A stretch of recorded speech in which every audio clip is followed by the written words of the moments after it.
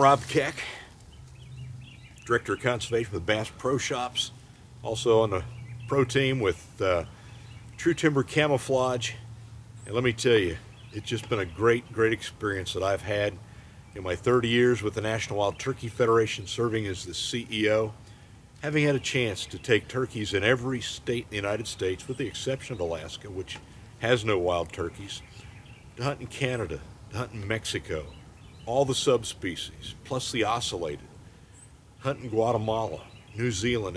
It's just been an amazing trip and journey for me, learning every time I go. Every time out is a new experience, and that's what leads me to the gear that I've got today. You know, first of all, shotgun. People ask, what's the best turkey gun? I tell people, pick the one that is most comfortable for you.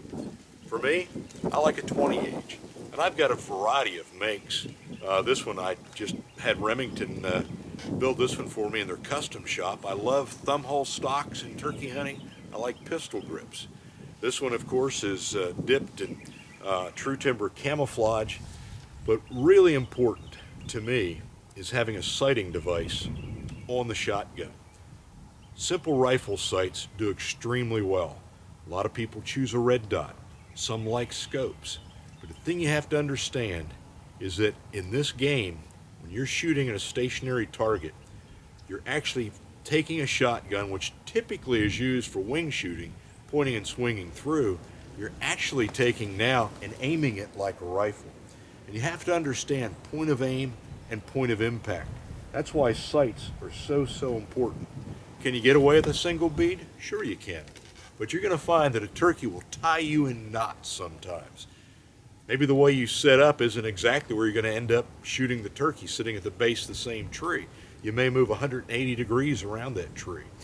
And so with that, you have to understand that gun, that game that you're playing. I shoot a 20 gauge. That's what's comfortable for me. With today's modern loads, let me tell you, you can feel very comfortable at 40 and beyond. I've seen these guns perform extremely well in distances beyond that. I don't advocate that, but let me tell you, don't ever feel undergun with a 20 gauge. Another important piece of equipment is what I'm sitting on, my turkey seat. It's called a low boy light, and I was introduced to that years ago in Alabama. Old gentleman in Selma, Alabama, he was building these, he called them turkey chairs, turkey stools.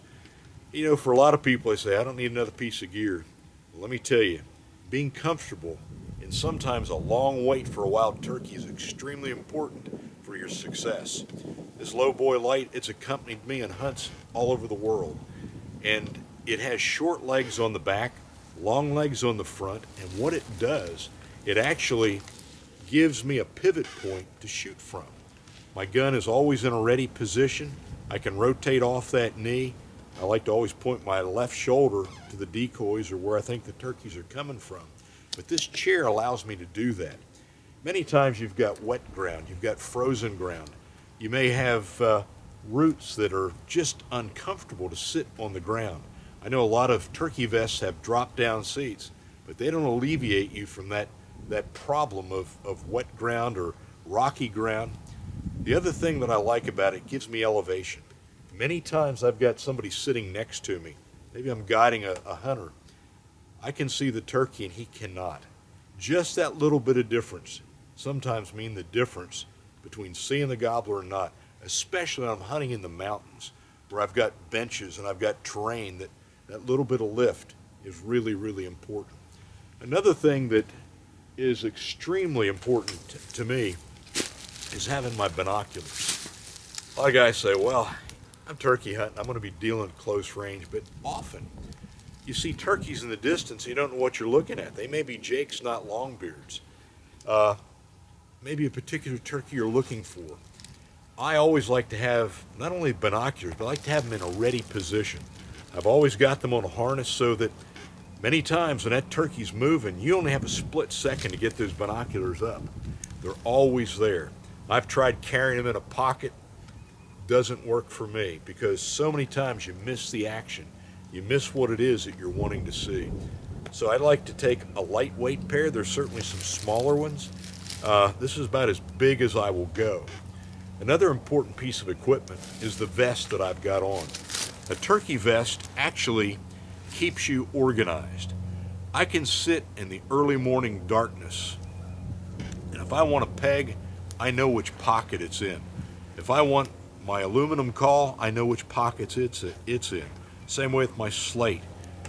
Another set of gloves, a face mask that maybe my partner has forgotten or lost. This thing will probably weigh 50 pounds when you fill it up with cauls and all the related equipment. But it keeps me organized. It has the essential equipment that I use when I'm out in the turkey woods. I always like to make sure that I've got a net, that I've got gloves, because let me tell you, an ungloved hand out here in this open country many times is what a turkey can pick up on.